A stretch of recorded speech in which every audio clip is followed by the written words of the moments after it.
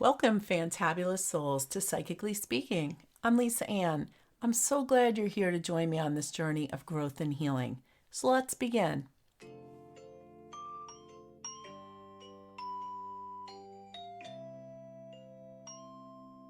Today's podcast, we're talking about owning our emotions, the power of personal responsibility in stressful times.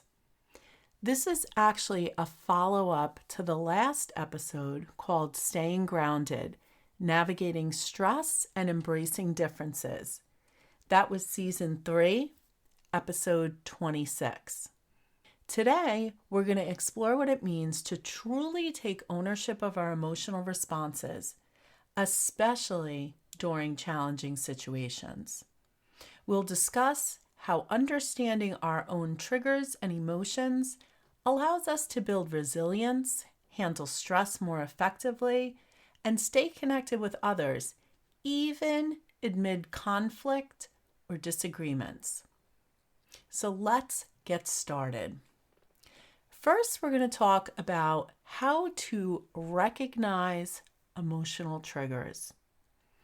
I think when I first really understood this concept was I was driving down the road one day and I was at a stoplight and someone was in the car with me. And I was looking in my rearview mirror, and as I watched the car behind me approaching me very quickly, I let out a and the person next to me went, "What is wrong with you?" And I said, "Oh my gosh, that car was coming up so fast behind me." And that led me to explain to them that years before, I was at a stoplight minding my own business when someone came barreling in to the back of my car. And ever since then, when I'm at a traffic light to this day, I am always very aware of what's happening behind me. In fact, I never really pull up to the car in front of me very closely.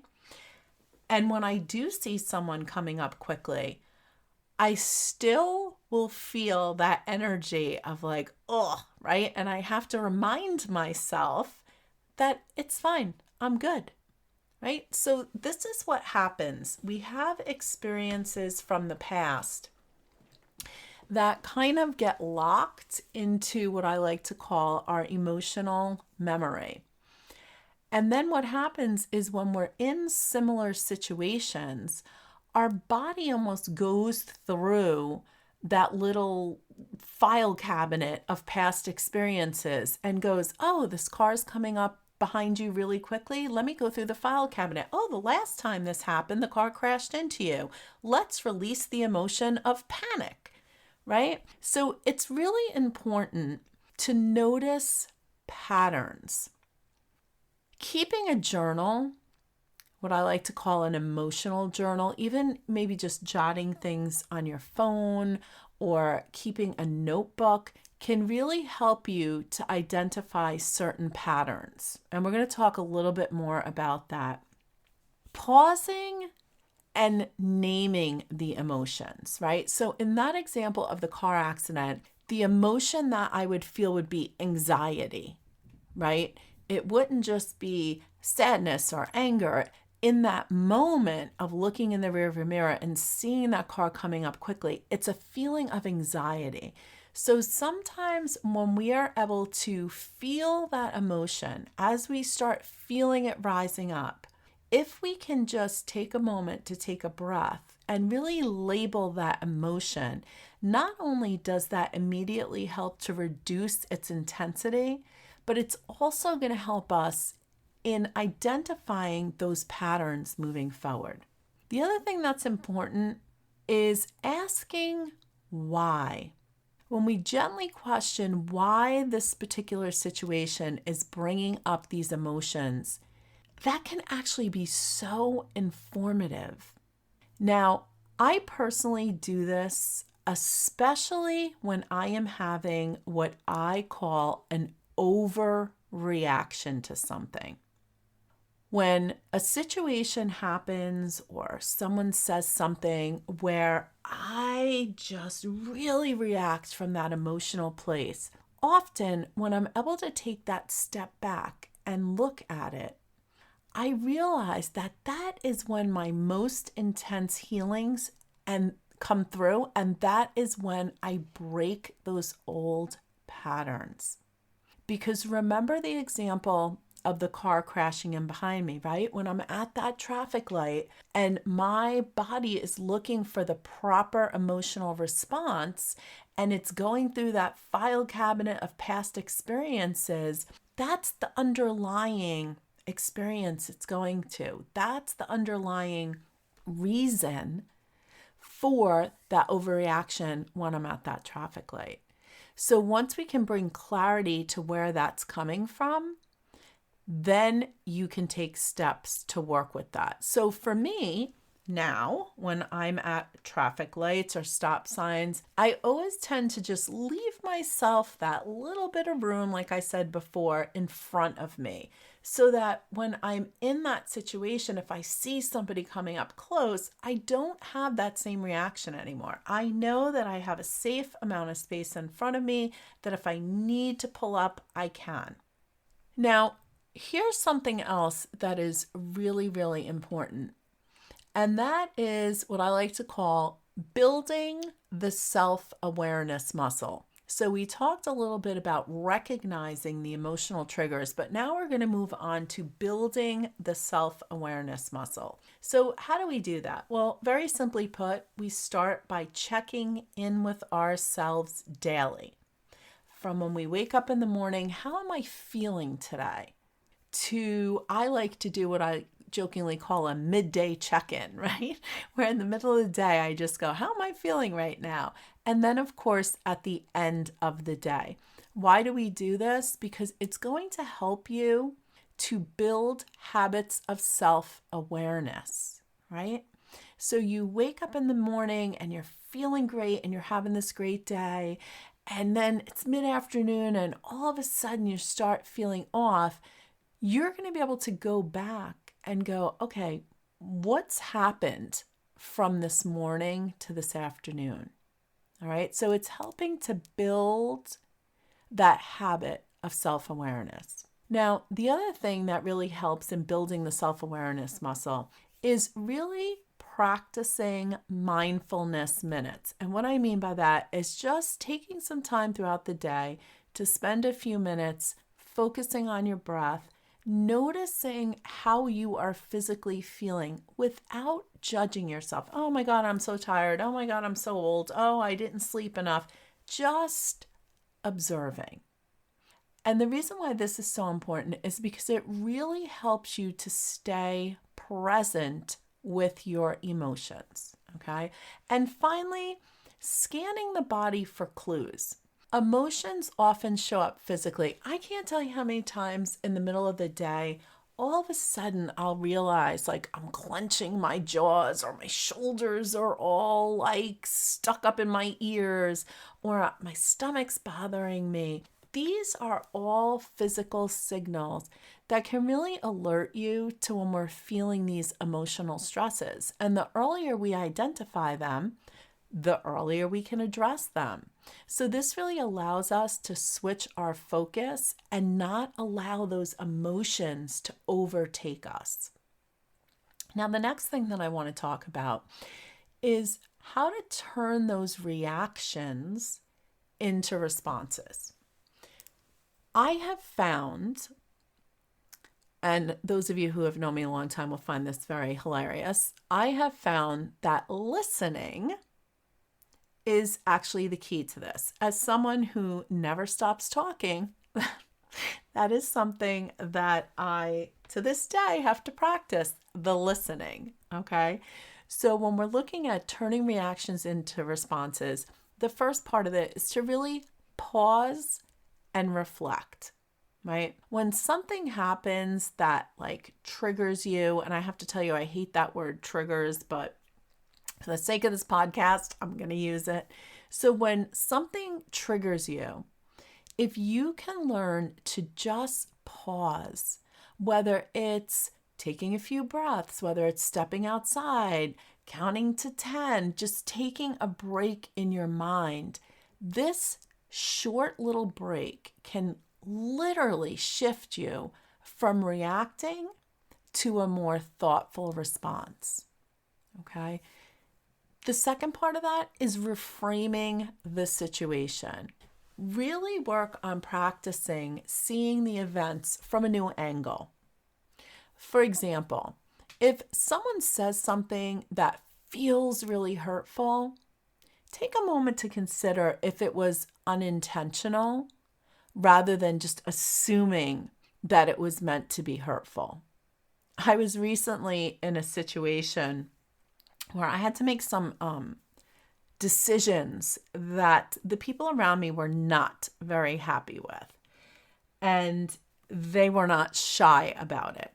And it was funny because the one person said to me, I'm going to say some things about this situation, and I don't want you to take them personally because I'm not meaning them against you.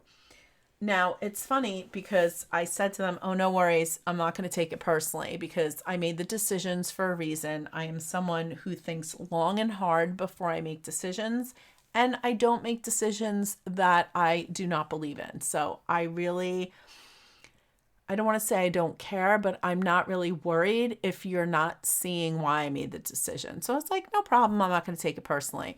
But I have to tell you, I was so proud of myself because the entire experience was so eye-opening for me, because even though they said, I'm about to say some things and don't take it personally, I have to tell you some of the things that they said were absolute digs, nonstop. And every time one of the digs came out, I just sat there saying to myself, this has absolutely nothing to do with me. They're just not happy with my decision, and they are the ones that are not handling it well, not me. So sometimes just reframing the situation can have a totally different impact on how you react or respond to a situation. And then finally, choosing intentional language. This is something that I think is very important, and I always catch people doing this all the time. Instead of saying, you made me, okay? Talk about triggers. That's one of my triggers. When people said, I hear this all the time, and I'm going to be in the field now, oh my gosh, almost 30 years, and I hear this all the time. My ex-husband or my ex-wife is making my life miserable. They made me, have a headache, or they made me lose their job. And when I say, what do you mean they made you, right? People would say this to me all the time. Oh my God, my ex is making my life miserable. And I'll say to people, what do you mean by that? Be more specific. What do I mean by that? They call me 1,000 times a day. They're making my life impossible. And I would just look at them and I would say to them, but why do you keep answering the phone? And there would just always be dead silence, right? So we have to learn to shift our language intentionally. Instead of saying, you made me or you make me, try shifting it in your mind where you say, I feel, right? I feel frustrated when, as an example. And when you can do things like that, just shifting that language really gives you such control over your responses. Okay? And I'm going to add one more thing to this. For me personally, turning reactions into responses, it's taken me a really long time to master the art of not allowing people to take my power away by me going into a defensive place, right? So if I had $1 for every time someone said, you're a psychic, I don't believe in psychics, blah, blah, blah, right? The old me would go into this place of defensiveness where I would feel like it was my job to educate the world that we are all psychic, right? It's one of my biggest pet peeves in life is people that are, I don't believe in that, right? And I would go into this whole, I had it memorized in my mind. I would go into this whole conversation about how being psychic is not a gift. Whether you call it intuition or your gut instinct or your inner voice, we all have it. We might call it something different, but it's something that we all have. And I would go into this whole story all the time. Now I just go, oh, okay. We don't all have to believe in all the same things, right? Because I don't want to put myself in that space where I feel like I have to defend myself, because then I'm reacting to things instead of responding. Okay? So we've now talked about recognizing our emotional triggers. We've talked about building that self-awareness muscle. And we've talked about turning reaction into responses. Now, here's the one that I saved for last. Owning versus blaming. It is so important that we learn how to take responsibility for our feelings. And when we do this, I cannot even explain to you in words how it can help to improve our relationships. And it really is about helping to find solutions. So let's talk a little bit about owning versus blaming. You have to start by accepting responsibility. I know people do not like to hear this, but you have to start by reminding yourself, I am in charge of my own feelings and reactions. If somebody thinks that I am of the devil because I do psychic work, they are allowed to have that opinion. If I allow that opinion to devastate me, I am the one that is in charge of that feeling and of that reaction that I have. And it is only by accepting this responsibility, it is only when you have this mindset shift that you can truly be empowered to manage your responses from a more positive place. The second one, and being someone who's born in July, I am the astrology sign of Cancer, so I am super sensitive. So this one is something that I continue to work with to this day, and that is separating my feelings from facts, right? Sometimes it's really easy to kind of fall into this place where you feel like the world is against you. So when we're talking about separating feelings from facts, it's really important to acknowledge your emotions.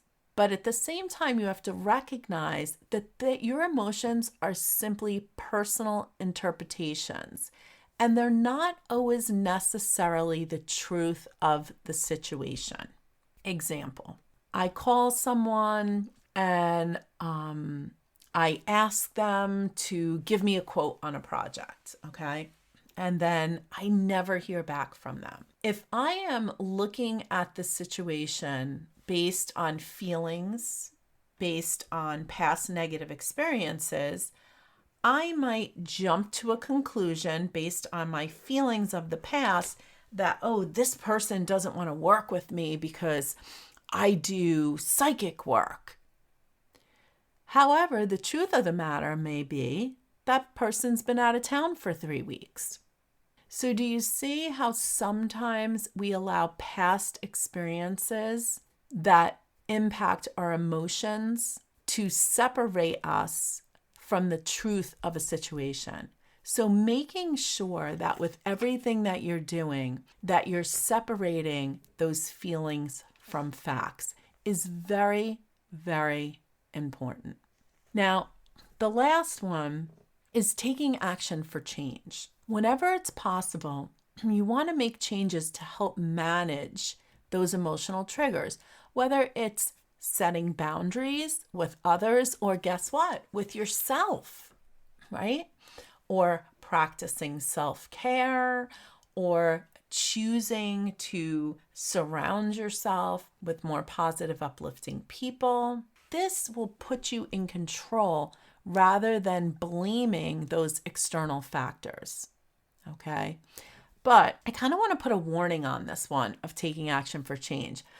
I think, especially in the world that we live in now, I think you have to do this one very mindfully because setting boundaries are very important. Practicing self-care is very important. But I also think we have to work on ourselves and we have to get ourselves to the place where we are comfortable in whatever environment we're in. The setting boundaries, I almost feel like it needs to come with a warning, right? Like setting boundaries does not mean putting yourself in a cave where you don't have to deal with anything or anyone that is not 100% aligned with where you are. Because guess what? We're living in the real world and we are going to continually run into people that have different views than we do, or different belief systems that we do, or live their lives in a different way that we do. And I don't feel like setting boundaries means that we don't ever interact with those people. I think setting boundaries is more about the setting boundaries for ourselves. And by working on some of these things, you're empowering yourself. And I think it's really important when we're talking about owning our own emotions to make sure that we have the goal of that is to kind of make yourself almost bulletproof, where you say, you know what?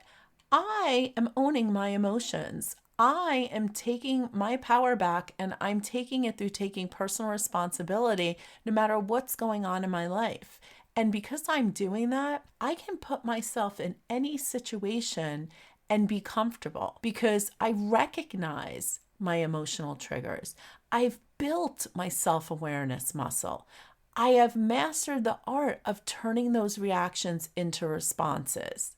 And I own my emotions rather than blaming other people for my emotions.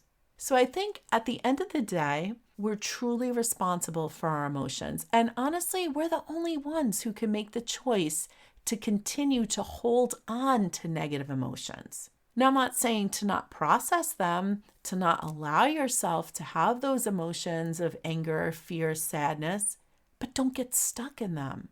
For me, I know the change came when I started allowing myself to listen to myself, to my body, to my emotions, most importantly, to other people. Because this enabled me to better understand the actions and the responses from others. And you know what I learned? I learned that everyone is just a product of their own experiences. And it helped me to understand that I don't have to allow the opinions or hurtful actions of others to define me. And the end result was I learned to respect everyone's individual journey. I hope you enjoyed today's episode, and I want to sincerely thank you for joining me on this transformative journey. I am so glad that we could share this time together. So until next time, take care of yourself, embrace your light, and keep growing. I would like to take this moment to personally invite you to join me for my weekly happy hour with guided meditation. It's absolutely free via Zoom. For more information on happy hour, services I offer, or Spirit Quest Center, please visit spiritquestnc.com. That's spiritquestnc as in North Carolina.com.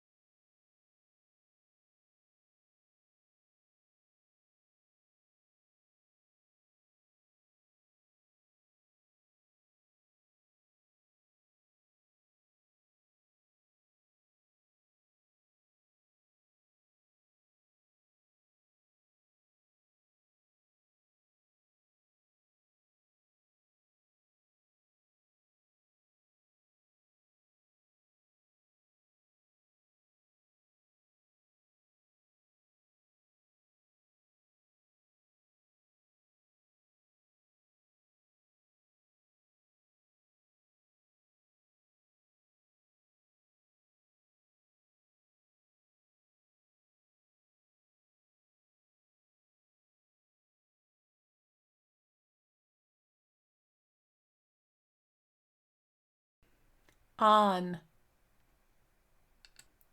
talking on today's podcast.